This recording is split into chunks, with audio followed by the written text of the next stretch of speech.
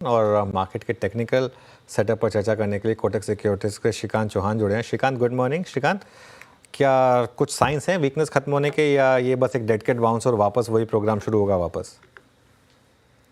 Good morning Anuj, good morning Virendra. Thank you for having me on this show. तो देखिए, अगर इस पर्टिकुलर मार्केट को देखें तो मुझे एक एक लगता है लेंगे। कि जैसे रिलेंटलेस सेल ऑफ बना है मार्केट में from the highs of 26,300 to lows से 23,500 तक हमने देखा है। और कोई भी अगर आप जहाँ पे भी मार्केट ने सपोर्ट लिया है वहां से मीनिंगफुल रिकवरी हमने बिल्कुल भी नहीं देखी है। तो ये क्लियरली इंडिकेट कर रहा है कि इस मार्केट में जो ओवरऑल सेल ऑफ बना है it is because of some external reason, और वो हमें क्लियरली दिख रहा है कि लाइक एफआईएस की सेलिंग कंसिस्टेंटली बढ़ी हुई है।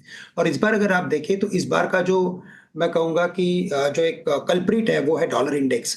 और डॉलर इंडेक्स कंसिस्टेंटली बढ़ते जा रहा है, 106.5 के करीब आ चुका है। और इनफैक्ट अगर आप अनुज अक्टूबर 2021 के फॉल को देखें तो तब भी ऐसे ही हुआ था कि dollar index somewhere close to 96 97 था, और वहां से बढ़ते बढ़ते वो एक साल में 116 के करीब आ गया था। और इसी पर्टिकुलर पीरियड में हमने अच्छा खासा एक सेल ऑफ भी देखा था।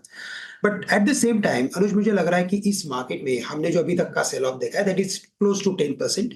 हम लोग 200 डीएमए के आसपास आ चुके हैं। 23,500 के करीब एक साइकोलॉजिकल सपोर्ट है। और मुझे लगता है कि अगर एक वर्टिकल सेल ऑफ में 10 से 12% के करीब का सेल ऑफ आता है उसके बाद हमें एक मीनिंगफुल बाउंस बैक भी देखने मिलता है। तो मुझे लगता है कि इस मार्केट में यस और भी थोड़ा वीकनेस बाकी है। 23,300 200 के करीब निफ्टी आने वाले दिनों में आ सकता है। और उन लेवल्स के करीब हमें लगता है कि कुछ कॉन्ट्रा व्यू के साथ खरीदारी करके चलना चाहिए। श्रीकांत जी, ये हर रोज क्या कोट के रंग से जो ग्लासेस का फ्रेम का कलर होता है वो मैच करता है क्या हर रोज? कितने ब्लेजर्स, कितने कोट्स, कितने फ्रेम्स हैं आपके पास? नहीं नहीं, बिल्कुल नहीं है वीरेंद्र। इनफैक्ट मुझे ब्लू कलर काफी पसंद है और मेरे पास एक ब्लू कलर की एक फ्रेम है और एक ग्रे कलर की फ्रेम है बस, और इन्हीं के ब्लेजर मेरे पास है। हाँ, तो बात तो वही हो गई ना, बात तो वही हो गई। जितने फ्रेम उतने ब्लेजर्स, है ना? Yes, rightly point. ओके।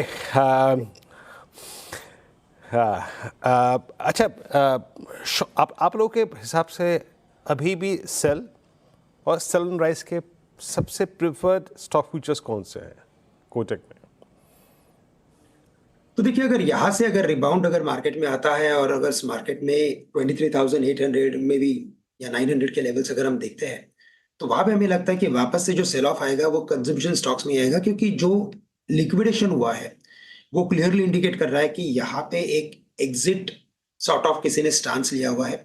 और जब तक ये जो भी नंबर्स है वो वापस से फंडामेंटली कुछ अच्छे नहीं दिखते या तो कोई स्टॉक्स में कोई बड़ा रिवर्सल नहीं आता है, तब तक मुझे लगता है कि हम एवरी रैली इन सभी स्टॉक्स में सेल बनते रहेगा। तो मुझे लगता है कि कैपिटल गुड्स, इंफ्रा, साथ ही साथ एफएमसीजी, ये पर्टिकुलर दो सेक्टर है कि जहां पे हमें लगता है कि कंसिस्टेंट सेल ऑफ हमें देखने मिलेगा। एनर्जी स्टॉक्स में भी वहां पे भी हमें कुछ लगता है कि सेल ऑफ बना रहेगा, क्योंकि ऑयल एंड गैस स्टॉक्स में भी हमने देखा है कि एवरी राइज कोई ना कोई रीजन से इनमें एक सेल ऑफ बनता है और वो वापस अपने प्रीवियस लोज के करीब आते हैं। तो एनर्जी, एफएमसीजी, और मुझे लगता है कि जैसे मैंने कहा कि एफएमसीजी, यहाँ पे हमें लगता है कि काफी केयरफुल रहना है और हायर लेवल्स पे इन स्टॉक्स में सेलिंग करके चल सकते हैं। ओके श्रीकांत, बहुत बहुत शुक्रिया आज हमारे साथ जुड़ने के लिए। और